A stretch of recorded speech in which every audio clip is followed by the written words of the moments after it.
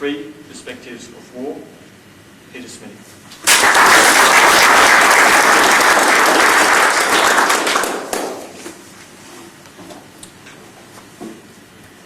What does the word war mean to us? How does it affect those who are caught in the midst of it? Tonight, ladies and gentlemen, I present to you three different perspectives of war. And the first one takes us back to a music student of the time of World War II. He was 17 years old, the first cellist of the orchestra. His teachers had given up teaching him. He's no better than we are, he used to say. Indeed, a rare musical genius who could play just about any musical instrument he could lay his hands on. When he played a solo on the tenor horn, he brought tears to people's eyes.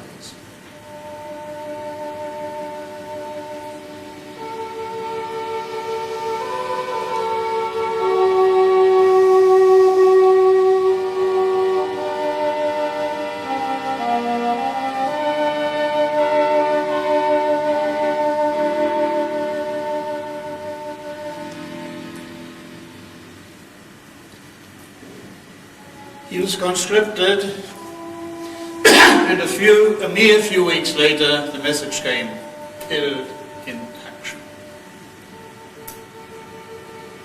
In his memory I wrote three pieces which I called Three Songs from Beyond the Grave. You see, to this day I find it hard to believe that a 17-year-old, so full of promise, so full of brilliance, can simply be shot and gone. And so I imagine that sometimes in the evenings he rises out of his grave and plays his tenor horn once more. And when he sits down to rest for a while, there's a lonely bird up in the sky to take up the tune.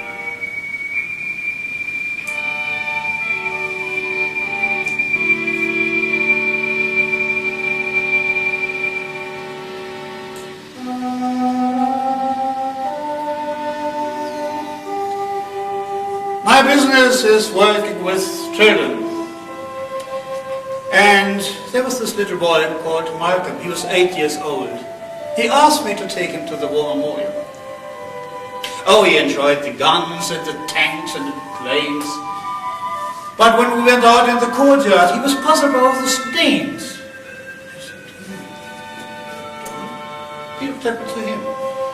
He was killed in action. What happened to him? He also got killed in action. What happened? Malcolm stood back, looked over those thousands and thousands of names,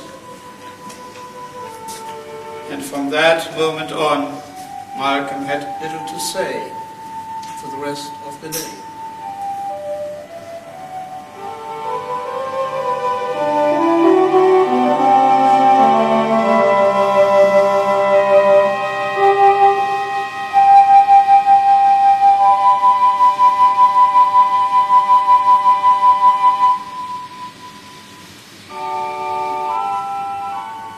Once upon a time, there were two farmers. One lived on the northern side of their border, the other one to the south. For years they lived in peace and harmony, each looking after the sheep. The farm in the north had an apple tree whose branches finally had grown over the border to the one in the south. "Those apples are mine," said he. "Oh, no, said the one in the north. "The tree is my property, these apples are mine." They decided to settle the issue in a human, truly traditional manner. the one in the south, gathered his 5,000 sheep and said, "Listen to me, there is the enemy, you must kill them. God bless your teeth." And the one in the north gathered his 5,000 sheep and said, "Listen to me, there is the enemy, you must kill them. God bless your teeth." And so the battle started. They went for each other, they pulled out the limbs, the eyes, they went on killing and killing until everyone was dead, except for two. Limping around the battlefield aimlessly, they belonged to the farmer in the south. And now the farmers got together. They opened a bottle of champagne to celebrate the end of the war. And the winner said, "You see, justice prevails. The apples are mine." And the one from the north said, "Oh yes, I'm so sorry. I should have known all along you were right and I was wrong. Of course, the apples are yours." And then they raised their glasses. Whilst outside 10,000 corpses decayed in the heat of the afternoon sun.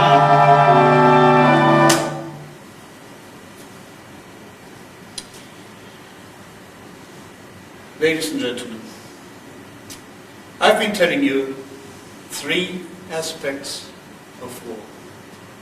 The first one is the true story of one person killed. The second, also a true experience, is the reaction of a child to thousands being killed. But the third, the idiocy, the slaughter, the unspeakable terror of millions. Words lose their meaning. The only way to express the unexpressible is the escape into fantasy, ridicule, and sarcasm. And so I'm now asking you, does any legally sanctioned mass murder make sense?